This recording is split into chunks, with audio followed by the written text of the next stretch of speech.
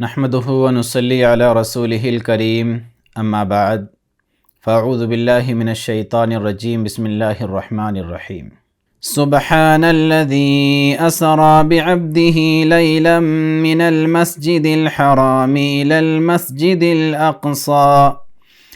المسجد الأقصى الذي باركنا حوله لنريه من آياتنا إنه هو السميع البصير صدق اللہ العظیم۔ میرے محترم بھائیوں اور عزیز دوستو، آج کا ہمارا درس سورۃ بنی اسرائیل کی آیت نمبر 1 سے آیت نمبر 3 تک رہے گا۔ اس سورت کا نام ہے سورۃ بنی اسرائیل۔ یہ مکی سورت ہے اور اس میں 111 آیات اور 12 رکوع ہیں۔ بنی اسرائیل کا مطلب ہوتا ہے اسرائیل کی اولاد، اور اسرائیل در حقیقت حضرت یعقوب علیہ السلام کا لقب ہے۔ یعقوب علیہ السلام کو اللہ تعالیٰ نے 12 بیٹے عطا فرمائے تھے، بیٹی کوئی نہیں تھی۔ آگے چل کر ان کی نسلیں چلی تو یہ 12 بیٹے 12 خاندان میں تبدیل ہوئے، اور یہ 12 خاندان کو ہی بنی اسرائیل کہا جاتا ہے، یعنی اسرائیل کی اولاد، یعقوب علیہ السلام کی اولاد۔ اور بنی اسرائیل پر اللہ تعالیٰ نے بڑے بڑے انعامات فرمائے، بہت سی نعمتوں سے اللہ تعالیٰ نے ان کو نوازا۔ بنی اسرائیل کی ایک امتیازی شان یہ ہے، اللہ تعالیٰ نے ان کو اتنی بڑی عزت عطا فرمائی کہ یعقوب علیہ السلام سے لے کر عیسیٰ علیہ السلام تک اس قوم میں، بنی اسرائیل میں 4000 انبیاء علیہ السلام تشریف لائے۔ کسی قوم میں میرے عزیزو ایک نبی، ایک پیغمبر اللہ کا مبعوث ہو جائے، تشریف لے آئے، تو اس قوم کے لیے بڑی عزت کی بات ہوتی ہے، اور اس قوم کا سر فخر سے بلند ہو جاتا ہے، اور اس کی سعادت مندی کی بات ہوتی ہے۔ بنی اسرائیل میں، اس قوم میں صرف 2-4 اللہ کے پیغمبر اور نبی تشریف نہیں لائے، بلکہ 4000 پیغمبر صرف اس قوم کے اندر اللہ تعالیٰ نے مبعوث فرمائے۔ تو کتنا بڑا اعزاز ہے یہ بنی اسرائیل کے لیے، 4000 پیغمبر۔ لیکن میرے دوستو عزیزو، بنی اسرائیل نافرمان قوم تھی، ناشکری قوم تھی۔ انہوں نے ان نعمتوں کی قدر نہیں کی۔ اللہ تعالیٰ نے ظاہری اعتبار سے بھی، باطنی اعتبار سے بھی بڑی نعمتوں سے نوازا تھا، لیکن انہوں نے اللہ کی نعمتوں کی ناقدری کی، ناشکری کی۔ اس قوم میں اللہ تعالیٰ نے اتنے پیغمبر بھیجے، لیکن اس کے باوجود بجائے اس کے کہ نبیوں کی اطاعت کرتے، ان کی اتباع کرتے، ان کے نقش قدم پر چلنے کی کوشش کرتے، اور ان کو اپنے سر کا تاج سمجھتے، انہوں نے نبیوں کو قتل کرنا شروع کر دیا، اور طرح طرح کے بے سروپا اعتراضات کرنے شروع کر دیے، اللہ کی شان میں گستاخیاں کرنی شروع کر دی۔ اس کے نتیجے میں میرے دوستو عزیزو، عیسیٰ علیہ السلام کے بعد اللہ تعالیٰ نے نبوت کی نعمت عظمیٰ سے بنی اسرائیل کو، اس قوم کو محروم کر دیا۔ اسی لیے کہتے ہیں لَإِن شَكَرْتُمْ لَأَزِيدَنَّكُمْ، اگر اللہ تعالیٰ کوئی نعمت دے تو اس کا شکریہ ادا کرنا چاہیے۔ شکر کرنے سے اللہ تعالیٰ نعمت اور بڑھاتے ہیں، ناشکری کرنے سے اللہ تعالیٰ نعمت کو چھین لیتے ہیں۔ وہی تو ہے میرے دوستو عزیزو، عطا کرنے والے، نوازنے والے، عنایت کرنے والے، ہمیں کھلانے پلانے والے، ہر چیز اللہ ہی دیتا ہے۔ تو انہوں نے بجائے اس کے کہ اللہ کی شکر گزاری کرتے، ناشکری کی، ناقدری کی، پھر اللہ تعالیٰ نے ان کو ان تمام نعمتوں سے محروم کر دیا، اور طرح طرح کے عذاب ان پر نازل فرمائے۔ بہرحال اس سورت کا نام جو سورت بنی اسرائیل رکھا وہ اس وجہ سے کہ اس سورت کے اندر زیادہ تر بنی اسرائیل کا تذکرہ آئے گا، اس لیے اس مناسبت سے اس سورت کا نام سورت بنی اسرائیل رکھ دیا گیا۔ اب سنیے اللہ تعالیٰ کیا فرماتا ہے۔ سبحان الذی اسری بعبدہ لیلا من المسجد الحرام الی المسجد الاقصی۔ اللہ فرماتے ہیں پاک ہے وہ ذات جو اپنے بندے کو راتوں رات لے گئی مسجد حرام سے مسجد اقصی تک۔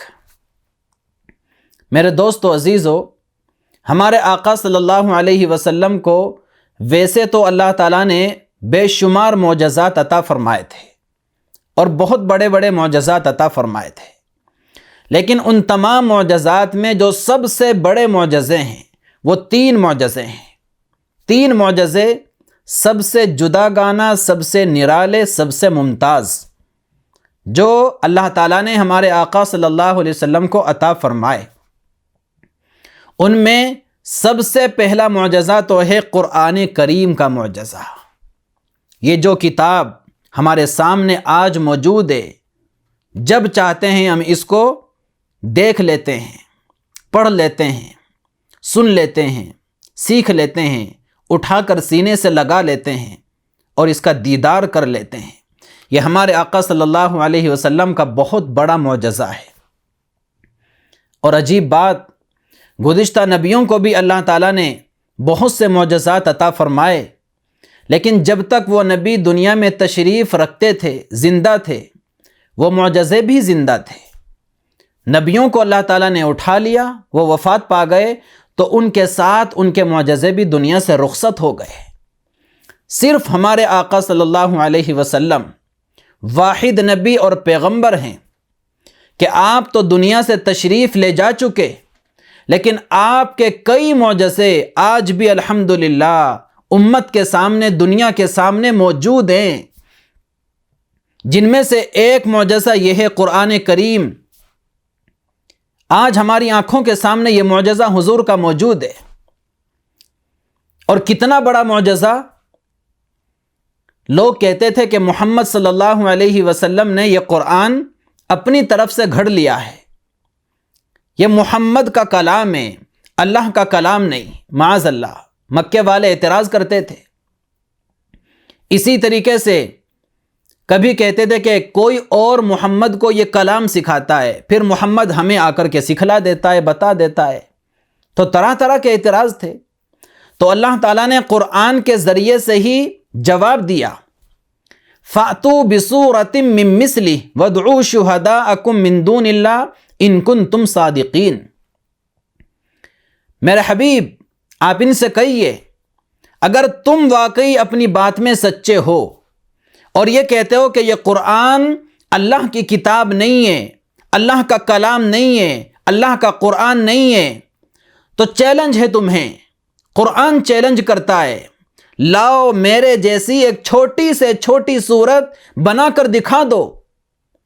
اگر تم کہتے ہو کہ یہ اللہ نے نازل نہیں فرمایا، اللہ کی طرف سے نہیں ہے، بندے کا کلام ہے، لوگوں نے اس کو سکھلایا ہے، تو تم بھی تو بہت بڑے ماہر ہو، عربی داں ہو، بڑے فصیح و بلیغ انسان ہو، شاعر ہو، ادیب ہو، خطیب ہو، عربی زبان پر تمہیں عبور حاصل ہے، قدرت حاصل ہے، تو تم اس جیسی ایک کتاب بنا کر تو دکھاؤ۔ اور کتاب چھوڑو، ایک چھوٹی سے چھوٹی صورت ہی بنا کر دکھا دو۔ قرآن کریم کی سب سے چھوٹی صورت ہے سورۃ العصر، سورۃ النصر، سورۃ الکوثر۔ یہ 3 صورتیں ہیں جن میں صرف 3 آیات ہیں۔ اللہ فرماتا ہے ارے سورۃ النصر جیسی ایک چھوٹی سی صورت ہی بنا کر دکھا دو۔ اگر یہ کہتے ہو کہ یہ اللہ کا کلام نہیں، تم تو بہت بڑے فصیح اللسان ہو، تو بنا کر دکھاؤ۔ اللہ فرماتا ہے قیامت آ جائے گی لیکن اس قرآن کے چیلنج کو کوئی قبول نہیں کر سکے گا، اور قرآن کے جواب میں دوسرا قرآن تو کیا قرآن جیسی ایک چھوٹی سی سورت بھی کوئی بنا کر پیش نہیں کر سکے گا؟ یہ میرے عزیزو اللہ کے رسول صلی اللہ علیہ وسلم کا زندہ جاوید معجزہ ہے، اور یہ چیلنج 1400 سال سے چل رہا ہے، قیامت تک یہ چیلنج قرآن کرتا رہے گا، دیتا رہے گا کہ لاؤ اس قرآن جیسی دوسری قرآن لاؤ، اس کتاب جیسی دوسری کتاب لاؤ، اس کی ایک چھوٹی سی سورت جیسی ہی دوسری چھوٹی سی سورت بنا کر دکھا دو، تو مان لیا جائے گا کہ ہاں واقعی یہ قرآن اللہ کا قرآن نہیں ہے۔ لیکن اللہ نے فرما دیا کہ نہیں، زمین بدل جائے گی، یہ آسمان بدل جائیں گے، پہاڑ اپنی جگہ سے ٹل جائیں گے، یہ سارا نظام درہم برہم ہو جائے گا، سب کچھ ہو سکتا ہے، لیکن اس کتاب کے جیسی دوسری کتاب قیامت تک بھی کوئی لا کر نہیں دکھا سکتا۔ تو یہ اللہ کی کتاب ہے میرے دوست عزیزو، بندوں کی کتاب نہیں ہے۔ تو یہ ہمارے آقا صلی اللہ علیہ وسلم کا معجزہ، بہت بڑا معجزہ جو ہماری آنکھوں کے سامنے آج موجود ہے، ساری دنیا اس معجزے کو دیکھ سکتی ہے اور دیکھ رہی ہے۔ اسی طرح ایک معجزہ حضور کا جو آج بھی ہماری آنکھوں کے سامنے ہے، وہ ہے شق القمر کا معجزہ۔ ہمارے آقا صلی اللہ علیہ وسلم کے دست مبارک کی برکت سے اور دعاؤں کی برکت سے اللہ تعالیٰ نے چاند کے 2 ٹکڑے فرمائے تھے۔ یہ چاند آج بھی ہماری آنکھوں کے سامنے موجود ہے۔ اس چاند کو دیکھ کر ہم اپنے نبی کو یاد کر سکتے ہیں کہ یہ چاند ہمارے نبی کے معجزے کا مظہر ہے۔ اس کا مختصر سا واقعہ یہ ہے کہ مشرکین نے، مکے والوں نے، ایک مرتبہ 14ویں رات کا چاند نکلا ہوا تھا، پوری آب و تاب کے ساتھ، چمک دمک کے ساتھ چمک رہا تھا۔ حضور کے پاس تشریف لائے، کہنے لگے محمد آپ کہتے ہو کہ میں اللہ کا سچا نبی اور پیغمبر ہوں، تو ہم ٹھیک ہے آپ کی نبوت کو مان لیں گے، تسلیم کر لیں گے اور آپ پر ایمان لا سکتے ہیں، مگر ہماری ایک شرط ہے، جو چاند ہے، یہ جو چمکتا ہوا چاند تمہیں نظر آ رہا ہے، اس چاند کے 2 ٹکڑے کر کے دکھاؤ۔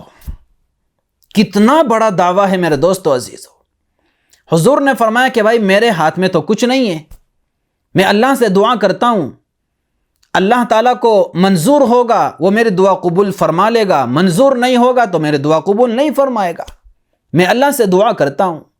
حضور نے ہاتھ اٹھائے، اللہ سے دعا فرمائی، یا اللہ یہ کہہ رہے ہیں اگر چاند کے 2 ٹکڑے کر دیے جائیں اور ہمیں دکھا دیا جائے، ہم تجھ پر ایمان لانے کو تیار ہیں، تیری نبوت کو تسلیم کرنے کو تیار ہیں، یا اللہ تو ان کو دکھا دے۔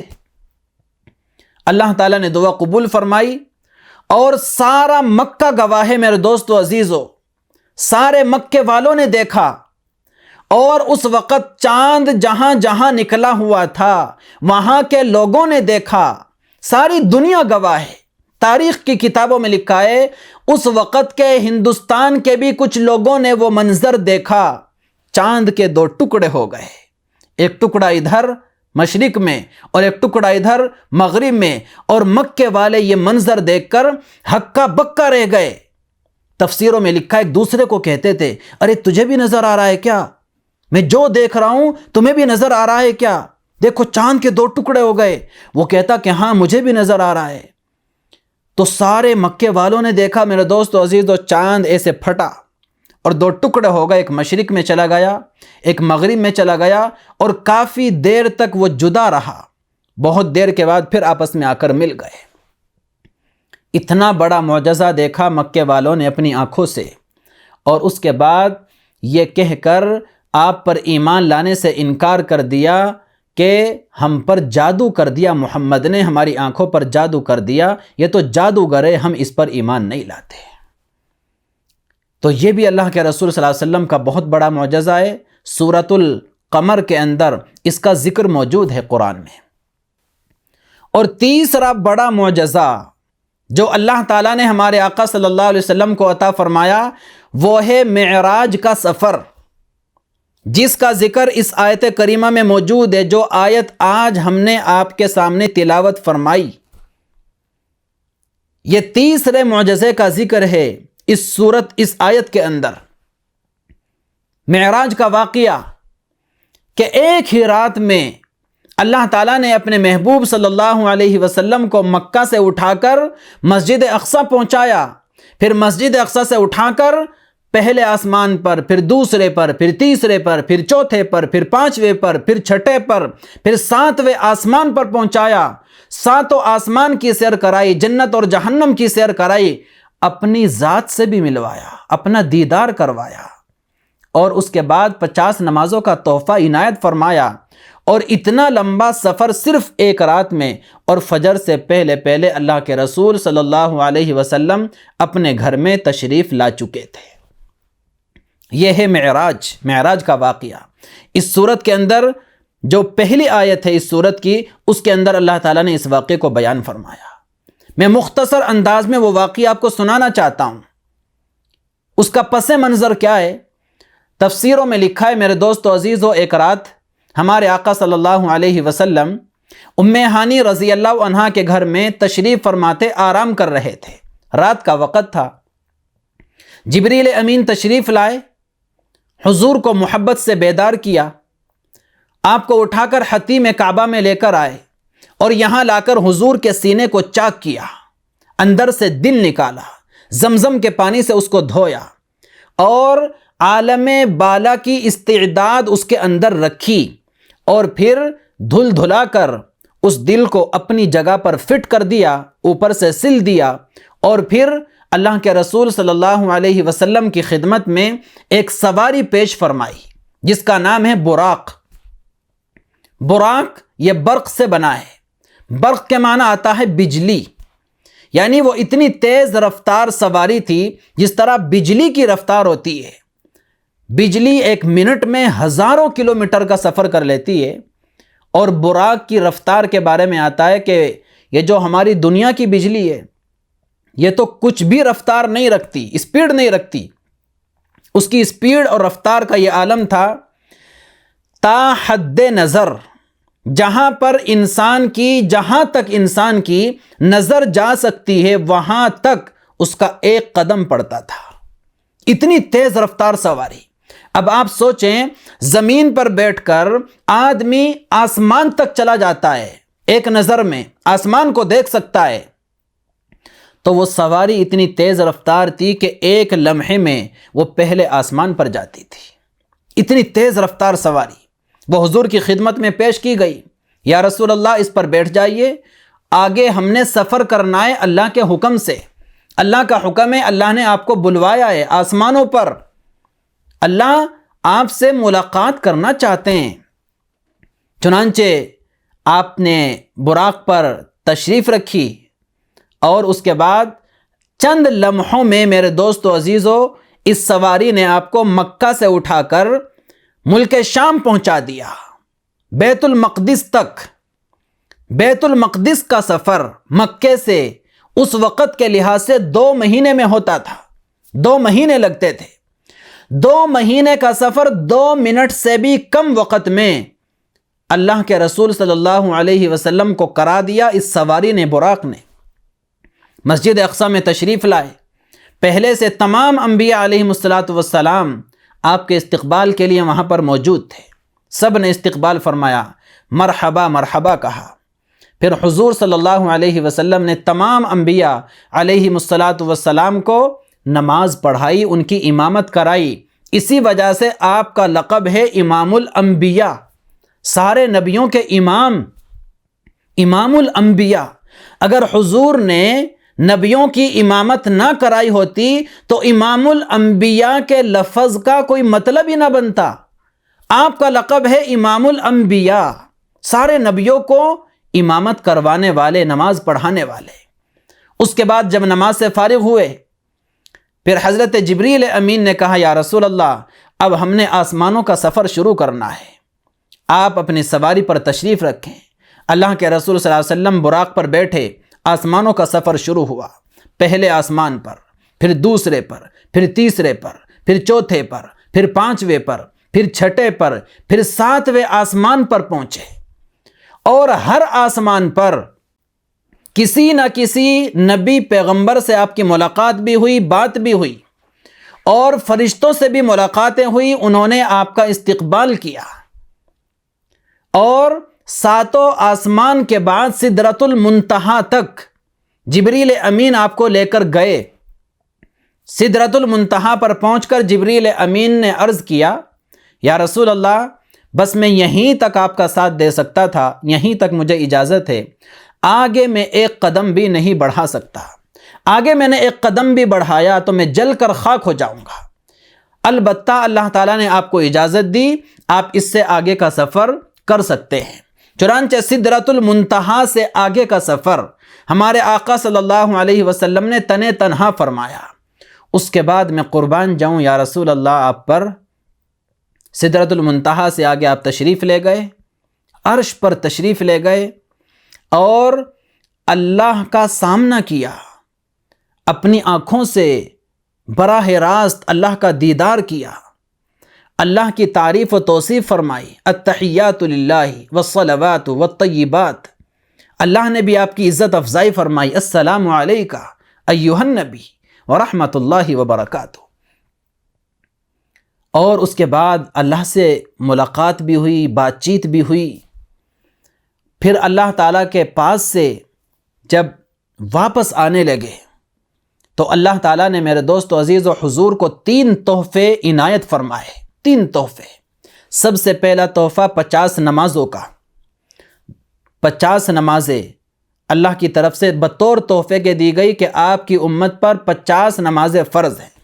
جو 50 نمازیں پڑھ کر آئے گا اللہ تعالیٰ اس کو جنت عطا فرمائے گا۔ دوسرا تحفہ سورہ بقرہ کا آخری رکوع، آمن الرسول بما انزل الیہ سے آخر تک، یہ ایک تحفہ اللہ کے رسول کو عطا فرمایا۔ اور تیسرا تحفہ وہ یہ ہے، اللہ نے فرمایا کہ میرے محبوب اپنی امت سے کہہ دینا شرک نہ کرنا، شرک نہ کرنا، میں سارے گناہوں کو معاف کر دوں گا۔ آپ کی امت بڑے سے بڑا گناہ بھی کر لے گی، میں معاف کر دوں گا، اور ایک نہ ایک دن ان کو جہنم میں سزا دے کر باہر نکال لوں گا، جنت میں ڈال دوں گا۔ لیکن شرک کا گناہ ایسا ہے کہ میں اس کو معاف نہیں کروں گا، اس لیے اپنی امت سے کہنا شرک کا گناہ کبھی نہ کریں۔ یہ 3 تحفے اللہ تعالیٰ نے آپ کو عطا فرمائے۔ جب آپ واپس تشریف لانے لگے تو 6 آسمان پر موسیٰ علیہ السلام کی ملاقات ہوئی۔ حضرت موسیٰ علیہ السلام نے پوچھا کہ اے محمد صلی اللہ علیہ وسلم، کیا کچھ تحفہ لے کر آئے ہو اللہ کے پاس سے؟ تو خوشی خوشی حضور نے جواب دیا کہ موسیٰ، اللہ نے مجھے 3 تحفے عطا فرمائے، جن میں سے پہلا تحفہ یہ ہے کہ 50 نمازیں اللہ نے میری امت پر فرض فرمائی۔ تو موسیٰ علیہ السلام نے عرض کیا کہ محمد، میرا تجربہ ہے، میں تجربے کی بنیاد پر کہہ رہا ہوں کہ اس میں تخفیف کروا لو، یہ نمازیں ذرا کم کروا لو۔ میری امت پر 24 گھنٹے میں صرف 2 نمازیں فرض تھی، اور ان سے 2 نماز بھی پڑھی نہیں جاتی تھی۔ آپ کی امت 24 گھنٹے میں 50 نمازیں کیسے پڑھے گی؟ اس لیے میری درخواست ہے آپ سے، میں تجربہ کر چکا ہوں، 24 گھنٹے میں 50 نمازیں پڑھنا بہت مشکل ہو جائے گا۔ آپ دوبارہ اللہ کے پاس جاؤ، دوبارہ جاؤ اور اللہ سے درخواست کرو کہ اللہ زیادہ ہیں، ذرا کم کر دیجئے۔ چنانچہ حضور حضرت موسیٰ علیہ السلام کے درخواست پر دوبارہ اللہ کے پاس تشریف لے گئے اور درخواست کی، یا اللہ 50 نمازیں زیادہ ہیں، تھوڑا کم کر دیجئے۔ اللہ نے 5 نمازیں کم کر دی۔ پھر واپس آئے، پھر موسیٰ علیہ السلام ملے اور پھر یہی بات ہوئی۔ پھر موسیٰ علیہ السلام نے کہا کہ ابھی بھی زیادہ ہیں، 45 نمازیں آپ کی امت سے 24 گھنٹے میں نہیں پڑھی جائیں گی، دوبارہ جاؤ اور کم کرواؤ۔ اسی طریقے سے میرے دوست و عزیزو 9 چکر لگائے ہمارے آقا صلی اللہ علیہ وسلم نے موسیٰ علیہ السلام کے پاس سے اللہ کے پاس، 9 مرتبہ، ادھر سے ادھر، ادھر سے ادھر، 9 چکر لگاتے لگاتے ہر چکر میں اللہ تعالیٰ 5 نمازیں کم کرتا رہا۔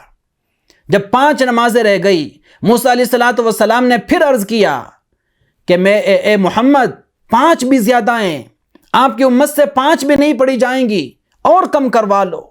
حضور نے فرمایا کہ نہیں موسیٰ، اب تو شرم آتی ہے اپنے رب سے، اللہ تعالیٰ نے 45 نمازیں کم کر دی، اب 5 رہ گئی ہیں، اب اور زیادہ درخواست کرتے ہوئے مجھے شرم آتی ہے، بس میں اور درخواست نہیں کر سکتا۔ جب حضور نے یہ بات ارشاد فرمائی تو اللہ کی طرف سے حکم آیا کہ میرے محبوب، میرے پیغمبر 50 بھی ہیں اور 5 بھی ہیں۔ یا اللہ وہ کیسے؟ اللہ نے فرمایا کہ میرے نبی، آپ کی امت 5 نمازیں پڑھے گی لیکن میں 50 نمازوں کا ثواب دوں گا۔ پڑھے گی تو 5 نمازیں لیکن میں 50 نمازوں کا ثواب دوں گا۔ من جاء بالحسنۃ فلہ 10 امثالھا، ایک نیکی کا بدلہ 10 نیکیوں سے اللہ تعالیٰ عطا فرماتا ہے۔ اس کے بعد ہمارے آقا صلی اللہ علیہ وسلم مکے میں تشریف لائے۔ فجر ہونے سے پہلے پہلے آپ مکہ میں تشریف لا چکے تھے اپنے گھر میں۔ ادھر تو یہ قصہ چلا، ادھر جس رات ہمارے آقا صلی اللہ علیہ وسلم معراج کا سفر کر رہے تھے، ابو بکر صدیق رضی اللہ تعالیٰ عنہ اس رات حضور کے گھر میں تشریف لے گئے۔ بستر پر دیکھا حضور موجود نہیں ہیں تو پریشان ہو گئے کہ کہاں چلے گئے اللہ کے رسول۔ صبح کو فجر کی نماز کے بعد آپ نے سوال کیا، یا رسول اللہ، میں رات آپ کے پاس آیا تھا، آپ گھر میں موجود نہیں تھے، خیریت تو ہے، آپ کہاں چلے گئے تھے؟ حضور نے فرمایا کہ ابو بکر، رات اللہ تعالیٰ نے مجھے 7 آسمانوں کا سفر کرایا، جنت کی سیر کرائی، جہنم کی سیر کرائی، اپنا دیدار کرایا، اور جبریل امین براق پر بٹھا کر مجھے لے کر گئے تھے۔ ابو بکر صدیق رضی اللہ تعالیٰ عنہ نے یہ ساری باتیں سنی، حالانکہ کتنی عجیب بات ہے، لیکن ذرا بھی تعجب نہیں کیا اور فوراً کہا آمنت وصدقت، یا رسول اللہ میں مانتا ہوں، دل سے اقرار ہے، دل سے ایمان لاتا ہوں آپ کی ساری باتوں پر اور دل سے تصدیق کرتا ہوں۔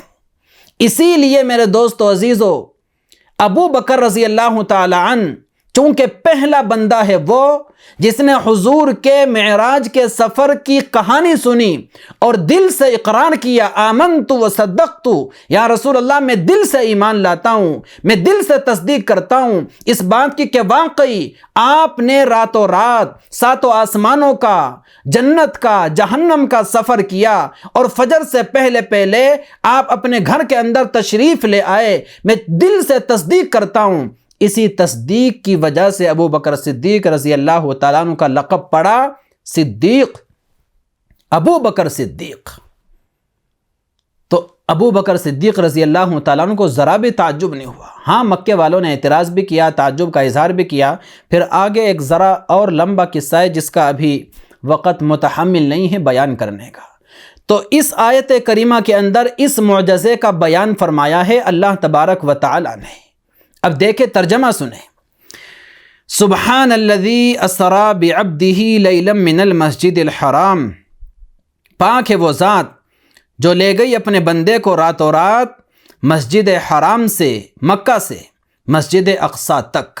صرف اس قصے کا ایک پہلو اللہ تعالیٰ نے قرآن میں بیان فرمایا، یعنی سفر کا ایک حصہ مسجد حرام سے مسجد اقصی تک کا جو سفر ہے اس کو اللہ نے قرآن میں بیان فرمایا، اور مسجد اقصی سے آسمانوں کا جو سفر ہے اس کو حضور نے حدیث میں بیان فرمایا۔ تو اللہ فرماتے ہیں کہ ہم نے آپ کو سفر کرایا مسجد حرام سے مسجد اقصی تک صرف ایک رات میں۔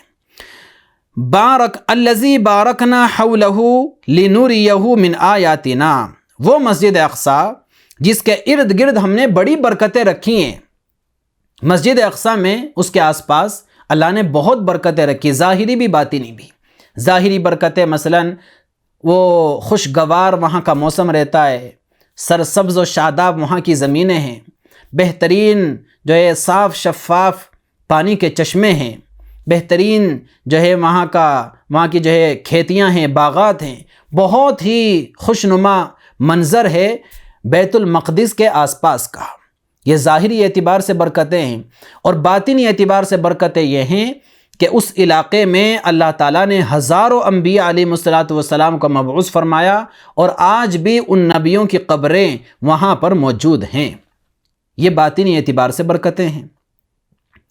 لِنُرِيَهُ مِنْ آیاتنا، اللہ فرماتے ہیں تاکہ ہم آپ کو دکھائیں اپنی کچھ نشانیاں۔ چنانچہ اللہ تعالیٰ نے آپ کو نشانیاں دکھائی، ساتوں آسمان کی سیر کرائی، جنت کے نظارے دکھائے، جہنم کے مناظر دکھائے، اپنا دیدار کرایا۔ یہ ساری نشانیاں اللہ تعالیٰ نے اپنے محبوب کو دکھلائی۔ انہ هو السمیع البصیر، بے شک اللہ ہی سننے والا اور دیکھنے والا ہے۔